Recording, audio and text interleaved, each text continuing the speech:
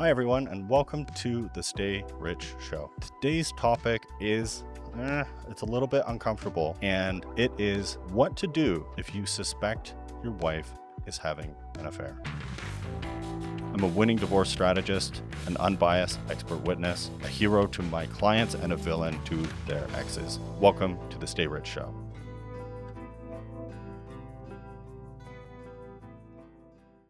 Now, I don't want you guys to get paranoid and start GPS tracking her and putting Apple tags or whatever the hell they're called in her shoes to try to track her location all the time and be weird. I don't want you guys going through and hiring a private investigator to prove that she's banging the personal trainer or the baseball coach. Because it's weird. Guys, you don't have to do that. You live in a no-fault divorce system.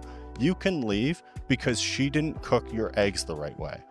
So you don't need to necessarily have 100% proof and 4K video footage of her riding some other guy in order to pull the trigger and have a divorce, okay?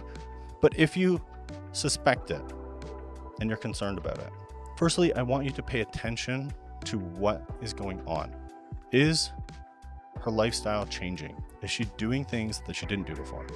For example, is she investing a lot more time in how she looks? Suddenly, without explanation, without you prompting it, all of a sudden, makeup's on, dress is on, no underwear, and she's going out to the bar or to dinner with friends. But then later, when you're with those friends, they don't bring up that dinner. That's weird. Is she suddenly on her phone all the time? She used to be engaged. She used to be a good wife that way. She used to be really emotionally connected with you. But suddenly now she's on her phone constantly and laughing and giggling, but can't really explain why. Oh, a friend sent me this funny meme. What's his name? Is she accusing you of having an affair? This one hurts because it's projection. And what's happening is, rather than own what's happening, she's accusing you of doing something when you're being the good guy, you're being the good husband. You're the one who's picking up the kids from school, taking them to some sort of activity, making them dinner, cleaning up. Meanwhile, she's out. She's at the gym. She's going out for dinner with friends. She's out until 11 and not responding to texts. But then when she's around you, she's on her phone all the time. What's up with that? She's got somebody else. So when you have this suspicion, what are you going to do about it? Firstly, you take positive steps for yourself. You put self-respect at the top of the list. And you say, I'm going to the gym. I'm reading up on how to lead a better life. I'm going to install new mindsets. I'm going to install new frameworks. I'm going to interact with the world differently. I'm not going to blame other people. I'm not going to blame circumstances, but I'm going to take action now and lead and do a great job. And I'm going to take all of this energy, all of this motivation, all of this inspiration, and actually pour it into the marriage and pour it into my family life. Because you don't know that she's having an affair yet. And maybe she's not. But it doesn't hurt to put your best foot forward. It doesn't hurt for your children to see you being a wonderful man, a hero. That's step one. Step two is plan. Affairs happen. But if she has an affair, it is absolutely nuclear to the marriage, because she is establishing an emotional bond with a man that's not you. Because when she has physical intimacy with another man, something called oxytocin gets released.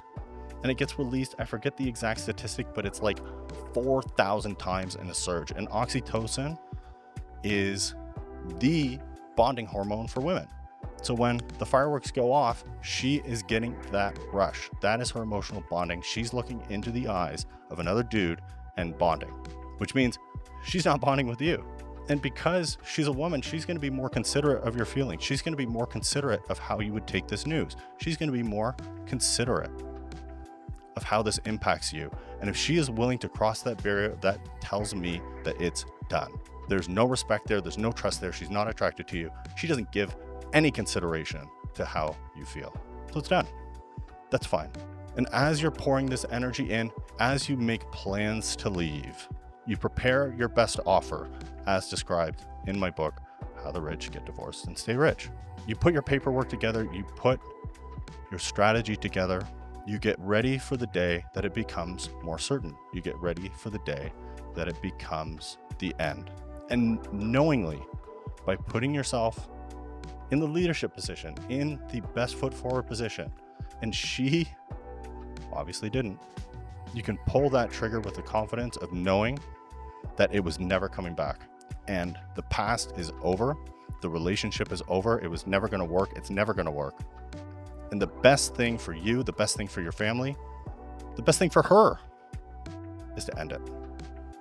For more advice like this, you can buy my book, How the Rich Get Divorced and Stay Rich, on Amazon. And this book will walk you through this process. This book will teach you about the Stay Rich Reset. And in doing this, you will lead a rich life no matter what challenges present themselves. Good luck and have a great time doing this.